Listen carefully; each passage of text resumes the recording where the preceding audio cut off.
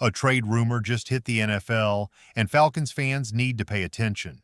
This could be the spark, or the storm. A possible deal is floating around involving a top rookie, and while it might seem like a long shot, this one could flip the script for Atlanta. You want real talk, real reactions, and real possibilities? Let's break it all down right now. All right, Falcons fans, let's jump right into it, because things just got interesting. There's been a lot going on behind the scenes, and yes, I've been away for a few weeks, got married, went on my honeymoon, and took some time off. But now I'm back, and you already know. The moment I return, we're diving straight into two of the biggest topics in Atlanta right now: Kirk Cousins, or a possible trade. And trust me, I didn't go searching for wild headlines. This one just found me. While I was out, someone hit me with a question. Hey, could this actually happen? And it stuck with me. I saved it for my return, because it's just too good not to talk about. But before we dive into that juicy trade rumor, here's a quick update. I've officially started a brand new job. My first day is actually Monday. So for the next few weeks, I'll still be doing part-time content from home while Chat Sports looks for a full-time host to take over. You may have seen a few different faces lately. That's just part of the transition. We don't know yet who the permanent host will be, but in the meantime, I'm here to keep giving you the content you deserve. All right, enough with the updates. You're here for the football, so let's talk about the rumor. Now, I'll be honest, I'm not saying this trade is super likely. I'm not putting it high on the could actually happen scale. But let's face it, it's mid-June. We're in that quiet stretch before training camp kicks off in late July. So yes, the news cycle gets a little dry. But this one's different. This one is about a first-round draft pick from the Cincinnati Bengals, Shamir Stewart, defensive lineman out of Texas A&M. If the name rings a bell, it should.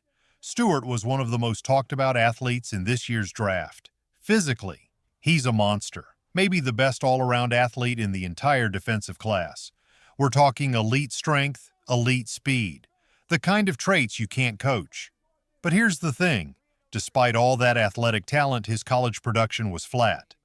3 seasons, and in each of them, only 1.5 sacks. That's it. No breakout year, no clear signs of dominance, just raw potential waiting to be unlocked. So here's the million-dollar question. Could the Bengals move him? And would the Falcons be interested if they did? Let's hear it, Falcons fans. Would you trade for Shamir Stewart? Do you believe this guy is just untapped potential, or is he another workout warrior who won't pan out in the NFL? Drop your thoughts in the comments. Rate this trade idea from 1 to 10. And let's see who's buying in and who's not sold. And don't forget, the offseason may be slow, but this is where bold moves are born. Now that we know who Shamir Stewart is, let's get into the real story here. Because yeah, the question is fair. Why the heck are we even talking about a trade for the Bengals' first-round pick? He was just drafted less than 2 months ago. Well, here's where things start getting messy. Stewart hasn't shown up for any of the team's spring practices. Not rookie minicamp, not OTAs, not even mandatory minicamp. He's holding out before his rookie season even begins. And the reason?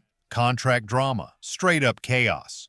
Now, rookie contracts are usually pretty standard. There's a clear structure, not much wiggle room, but in Stewart's case, there's a serious disagreement going on. I found a report from ESPN that breaks it down, and it's wild. According to sources involved in the talks, the problem is all about guaranteed money. Specifically, there's language in the contract that could allow the Bengals to void his future guarantees. And that's a major red flag. Same old Bengals. This team has a long history of trying to avoid paying guaranteed money beyond year 1. Before Joe Burrow came along, they almost never guaranteed money past the rookie year. It's just how they've operated for decades. And the reason for that? Ownership. The Bengals are one of those teams where the ownership group makes most of their money from the team itself. Ticket sales, concessions, merch, not some billionaire side empire, and that means they're often more focused on saving pennies than building a powerhouse. Look, you might not love everything about Arthur Blank, but at least the Falcons owner doesn't rely on selling hot dogs to pay his players. That matters, because when owners cut corners on contracts, it always affects what we see on the field. Think about it. In the last 20-plus years, the Bengals have had only a few real bright spots. Carson Palmer, Andy Dalton, and of course Joe Burrow, all quarterbacks, all taken high in the draft. And most of their success? Pure luck that the right guy was available when they picked at the top. So where do the Falcons come into this? Here's the twist, and I need you to really think about how rare this is. Atlanta might have a chance to make a move for a player taken in the first round of the draft before he ever even plays a snap. That doesn't happen, ever. Trading for a player this early is almost unheard of. It's wild, it's risky, it's aggressive. But if the Bengals are truly that stubborn about this contract, and if Stewart keeps holding out, maybe Atlanta can sneak in and strike. What do you think, Falcons fans? Should Atlanta seriously consider going after Shamir Stewart? Is this a bold opportunity worth taking, or is it just too risky to chase a rookie with no production yet? Drop your take in the comments. Would you pull the trigger on this deal? Rate the move from 1 to 10. And let's get the debate started. Okay, let's go deeper. This whole idea might sound crazy, completely out of left field, but let's just imagine it. Let's just open the door, even a little, to the possibility. Because something like this, it hasn't happened in a long, long time. The last time we saw a first-round pick this fresh involved in any sort of trade like this, you probably have to go all the way back to John Elway, who was drafted by the Colts, but ended up with the Broncos, or Eli Manning and Phillip Rivers, who basically swapped teams on draft day. But that was on draft day, not months later. This is different. This is uncharted territory. And honestly, I'm not saying I fully believe it'll happen, but I've been wrong before. And hey, the NFL is full of surprises. Let me walk you through how it could happen, because Atlanta has already given us a reason to believe they're willing to make bold moves. Remember this year's draft? The Falcons didn't expect Jalen Walker to be there at pick 15. They were targeting James Pierce, someone they thought would realistically be available. But when Walker fell, they couldn't pass on him. They grabbed him. No hesitation. Then what happened? Pierce was still on the board in the mid-20s. So what did the Falcons do? They pulled off a bold move, traded back into the first round to go get him too. That's aggressive. That's gutsy. That's a front office saying, we know who we want, and we're going to go get them. So here's the big question. What if Stewart was their third guy? There were rumors the Falcons did their homework on Shamir Stewart. They brought him in for a visit. They even went down to College Station to scout him personally. Maybe it's all a little fuzzy now, but that level of attention, that's not just window shopping. Now imagine this. They wanted Walker, Pierce, and Stewart.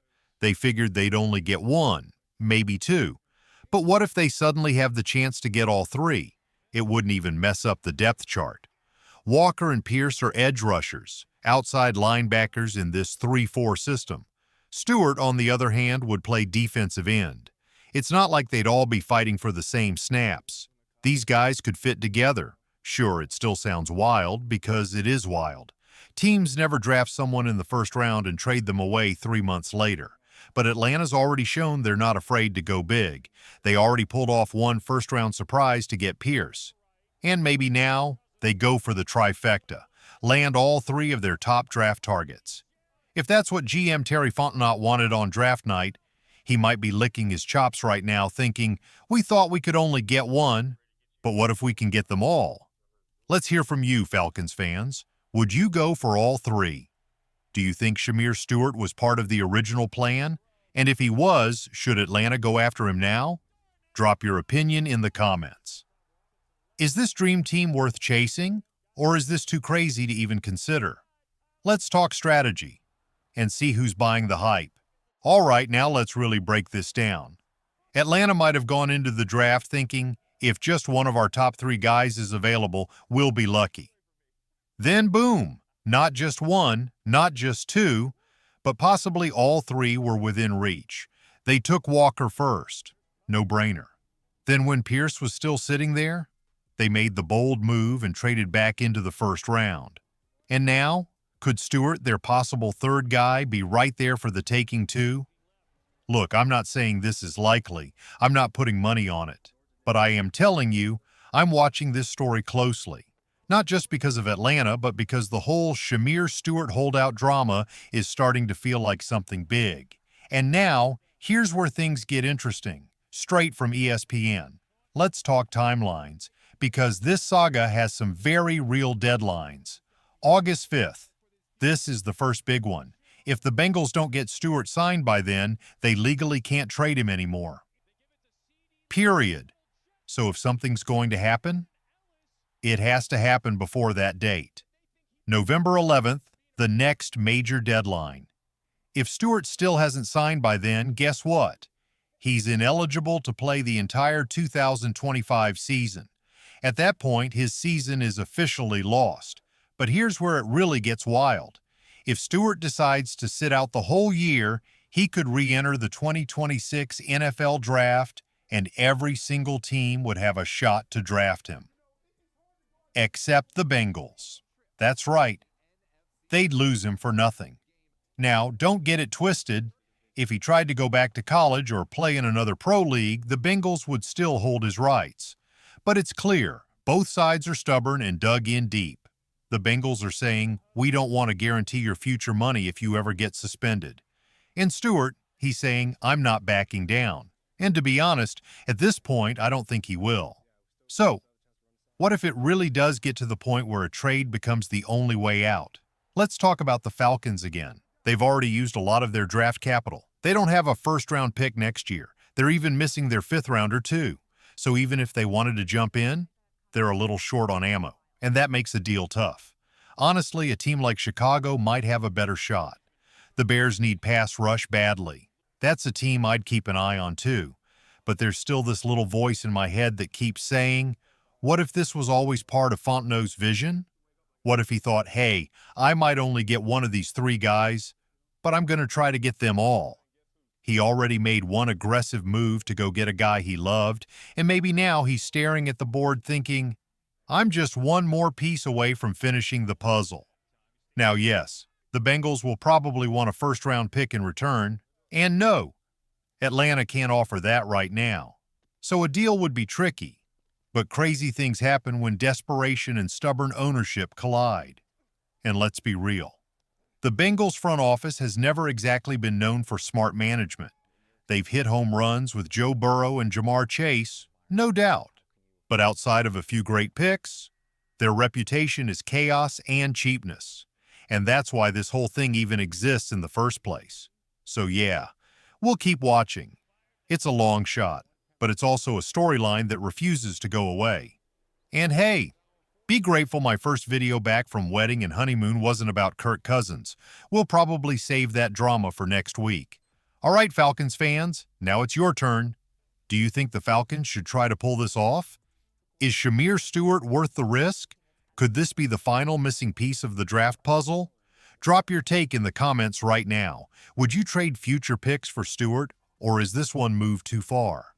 Let's see where the fan base stands, because this one could get wild fast. All right, that's a wrap for today's episode.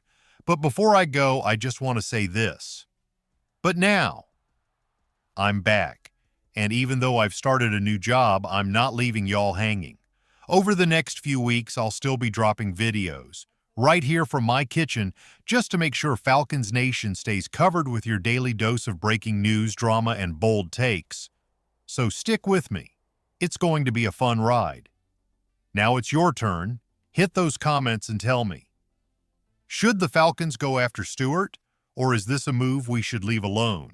And hey, while you're down there, let me know how confident you are in this team heading into training camp. Scale of 1 to 10. Let's get the conversation going. I'll be reading everything you post. Falcons fans, you're the heartbeat of this team. Let's ride into this season together. I'll see y'all in the next one. Strong.